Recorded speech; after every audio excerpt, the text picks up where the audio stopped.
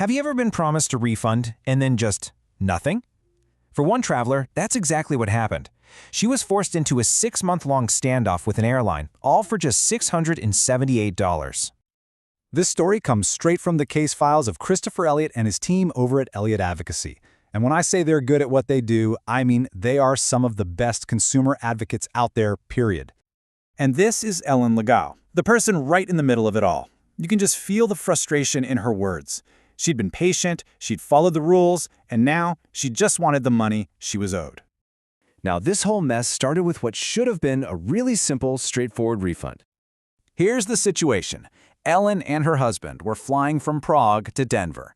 They had paid extra to upgrade to business class seats, but then a Lufthansa pilot strike canceled their flight. The airline rebooked them on a flight the next day, but there was a catch. No business class seats. They got downgraded. And here's the most important part of the whole setup. A Lufthansa agent immediately told Ellen not to worry. He promised her she'd get this $678 upgrade fee back.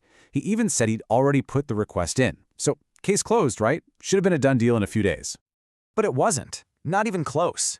That simple promise kicked off a half year of waiting, of being ignored, of getting absolutely nowhere. Just look at this timeline. It shows just how ridiculous this got.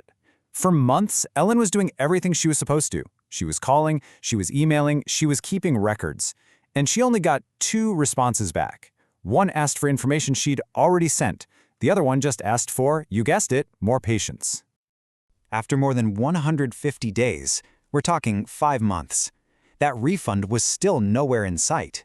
She had followed every procedure, but the company just wasn't giving her any real response. This is the point in the story where everything changes.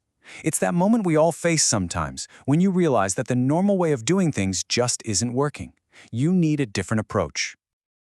So what is your next move when customer service has failed and you're being completely stonewalled? It's an incredibly frustrating spot to be in, but the pros know there's a clear way to handle it.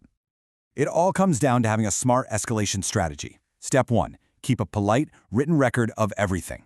Step 2, be patient but set a deadline. Give them about 2 weeks. Step 3, if you get nothing but silence, it's time to escalate. Find an executive's email address and contact them directly. And if that doesn't work, you go to the final step. Call in an expert. And that 4th step is precisely what Ellen LaGow did. After 5 months of getting the runaround, she reached out for help. Let's get back to our story.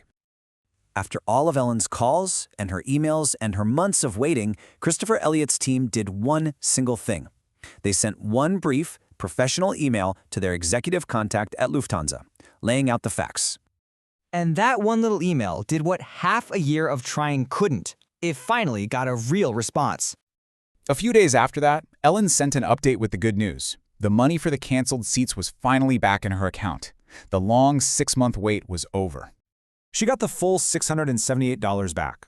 And this win was only possible because Christopher Elliott and his team knew exactly who to talk to and how to cut through all that corporate red tape. So what can we all learn from Ellen's frustrating experience? Her story really shines a light on a few key things you need to remember if you're ever in a similar fight. The lessons here are pretty clear. First, always keep that paper trail. Second, be persistent, but have a timeline for when you're going to escalate. Third, don't be afraid to go up the corporate ladder. And finally, know when to raise your hand and ask an expert for help. And that really leaves us all with a final question to think about. We all try to be patient and reasonable, but Ellen's case proves there is a limit. Knowing exactly where that line is, when you stop waiting and start escalating, that's the real key to getting what you are owed.